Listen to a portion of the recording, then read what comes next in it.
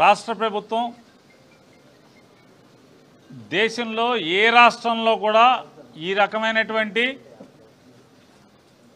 దిగజారుడు పోకడలు లేదా ఎన్నికల్ని నిర్వీర్యం చేసి అపహాస్యం చేసి ఎన్నికల వ్యవస్థల్ని కళ్ళకు గంతలు కట్టి ఏ రకంగా ఆంధ్రప్రదేశ్ ప్రభుత్వం, తెలుగుదేశం ప్రభుత్వం, చంద్రబాబు నాయుడు గారి ప్రభుత్వం ఎన్నికల్ని అపహాస్యం చేసే పరిస్థితిలో ఉన్నాయో అన్నీ కూడా ఎన్నికల ప్రత్యేక అధికారి గారికి, కమిషనర్ గారికి వివరించడం జరిగింది. అంటే ఎంత వింత పోకడలంటే పొద్దున్నే నిన్న ఉదయం నుంచే ఎన్నికల యంత్రాంగం కొత్తపల్లి, నల్గొండవారిపల్లి, అట్లాగే ఎర్రిపల్లి, నల్లపురెడ్డిపల్లి ఈ గ్రామాల్లో నిన్న జరుగుతుంది. నిన్న జరిగిన తంతు ఏంటంటే ఓ పక్కన ఓటర్ల గుర్తింపు అంటే ఓటర్ స్లిప్ని, అంటే వారి సీరియల్ నెంబర్ ఎంత, వారు ఏ పోలింగ్ స్టేషన్కి వెళ్ళాలి, అంటే ఏ ఊరు, వేరే ఊర్లు మార్చేశారు కదా, వేరే ఊర్లకి మార్చేసిన దాని మీద ఏ ఊరు వెళ్ళాలి, ఏ ఊర్లో పోలింగ్ కేంద్రం ఎక్కడ, వీరి సీరియల్ నెంబర్ ఎంత ఇట్లాంటివన్నీ కూడా ఎన్నికల ఓటర్ స్లిప్ని పంచిపెట్టు వెళ్తుంటే కనీసం అంటే వారికి వీరికి గ్యాప్ కూడా లేకుండా, కనీసం 10 ఇళ్ళు ఒక బజారో కూడా ఖాళీ లేకుండా వీరి వెనకాలే అవి వసూలు చేసుకుంటా బయలుదేరుతున్నారు తెలుగుదేశం వాళ్ళు. ముందుగా ఓటుకి 10,000 రూపాయల చొప్పున ఓటర్కి ఆశ చూపిస్తున్నారు. ఎవరైనా వెళ్ళినా వెళ్ళి అక్కడికి వెళ్ళిన తర్వాత లైన్లో నుంచి ఉంటే ఆడొచ్చి కొడతాడో, ఈడొచ్చి పొడుస్తాడో.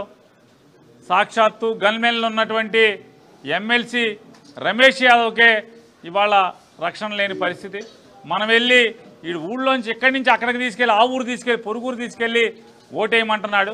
అక్కడికి వెళ్ళి లైన్లో నుంచుంటే ఎవడొచ్చి కొడతాడో, ఎవడొచ్చి పొడుస్తాడో. ఎందుకు వచ్చింది రా బాబు, 10,000 ఇస్తున్నాడు చంద్రబాబు నాయుడు, ఆ 10,000 తీసుకుందాంలే అని చెప్పని ఆ 10,000 తీసుకుని స్లిప్పులు ఇచ్చేవాళ్ళు కొంతమంది భయపడేవాళ్ళు ఉన్నారు.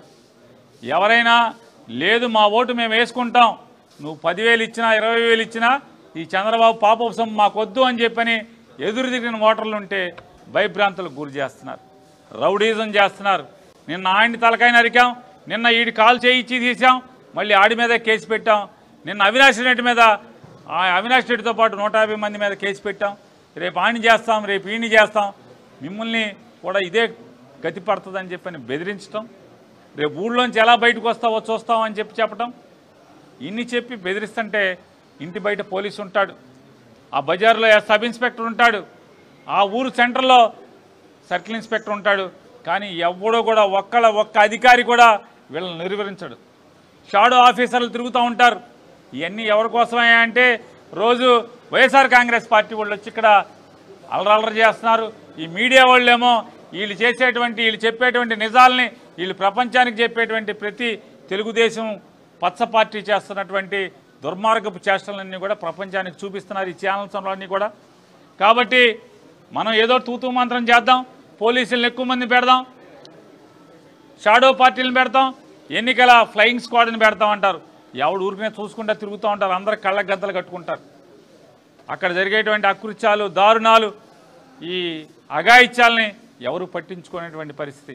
ఎన్నికల కమిషన్కి మాత్రం ఏమండి, నల్గొండవారిపల్లిలో మేము 300 మంది పోలీసుని పెట్టాం, ఎర్రిపల్లిలో 150 మంది పోలీసుని పెట్టాం, లేదా అక్కడ ఎన్ని మంది పెట్టామని రికార్డు అయితే ఇక్కడికి పంపిస్తున్నారు తప్పితే అక్కడ జరిగే తంతంతా కూడా ఓటర్ స్లిప్పులు లాక్కోవటం, బెదిరించటం, విచ్చలవిడిగా అధికారులు, ఎన్నికల విధుల్లో ఉన్నటువంటి అధికారులు ఆ ఇంటి బయట ఉన్నా సరే యథేచ్ఛగా 10,000 రూపాయలు ఇస్తున్నారు.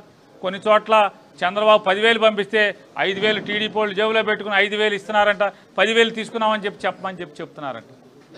ఇలా ఓ పక్క తంతు జరుగుతుంటే అందుకే ఇవాళ వారికి చెప్పడం జరిగింది.